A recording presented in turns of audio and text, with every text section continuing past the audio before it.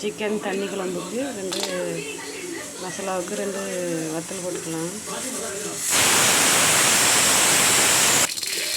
2 மல்லி போட்டுக்கலாம். 2 மிளகு போட்டுக்கலாம்.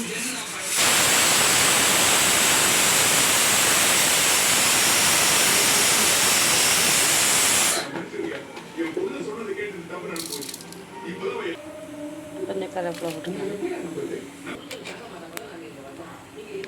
சீரகம் போட்டுக்கலாம். கொஞ்சம் வறுத்துக்கிட்டு மிக்ஸியில் அரைக்கலாம்.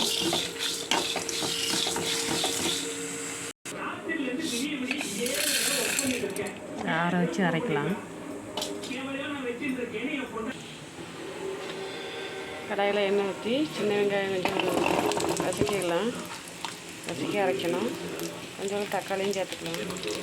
வெங்காயம் நல்லா வதங்கின பிறகு சேர்த்துக்கலாம். தக்காளி போட்டுக்கலாம். கொஞ்சம் உப்பு போட்டுக்கலாம்.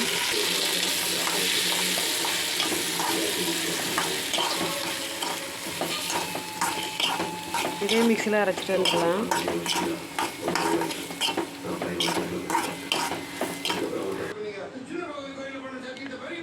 எண்ணெய் ஊற்றியாச்சு. இன்னும் வெங்காயம் போட்டுக்கலாம்.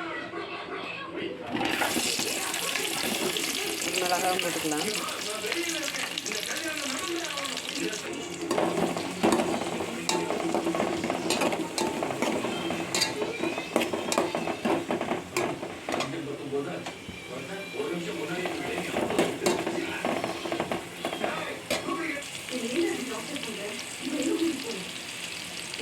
ரெண்டு கிராம்பு ஒரு அன்னாசி போட்டுக்கலாம். பட்டை போட்டுக்கலாம். கொஞ்சம் கசகசா போட்டுக்கலாம்.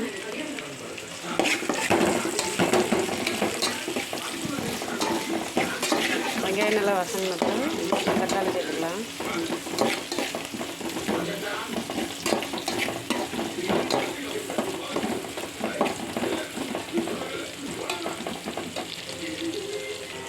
கொஞ்சத்தோட உப்பு சேர்த்துக்கலாம். இஞ்சி பூண்டு சேர்த்துக்கலாம். சேர்த்து நல்லா வசக்கிடலாம். வாசனை போகத்துட்டு நல்லா வசக்கிடலாம்.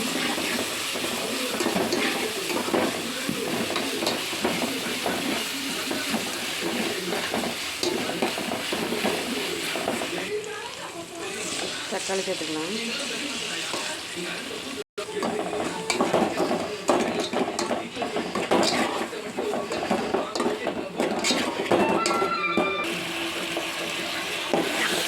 போட்டாச்சு.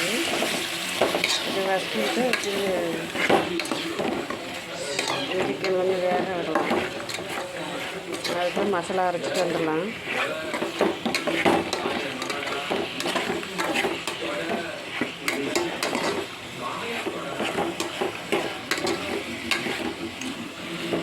இது நல்லா சளிக்கு நல்லது. நாட்டுக்கோழி குழம்பு கொஞ்சம் தண்ணி குழம்பா வச்சு சாப்பிடலாம்.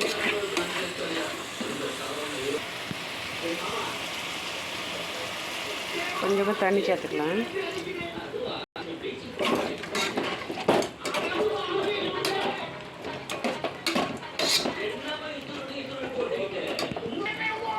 நம்ம வசக்கின மசாலா சேர்த்தாச்சு.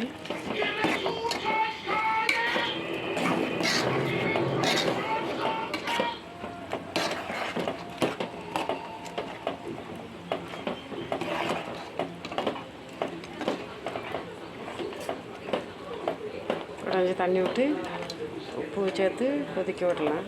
வாங்க,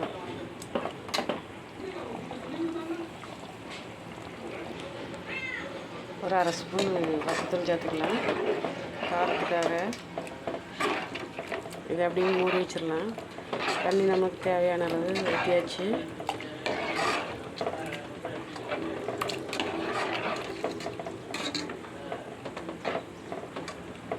இதை அப்படியே மூடி வச்சுட்டு கொஞ்சம் கொதி வந்த பிறகு பார்க்கலாம்.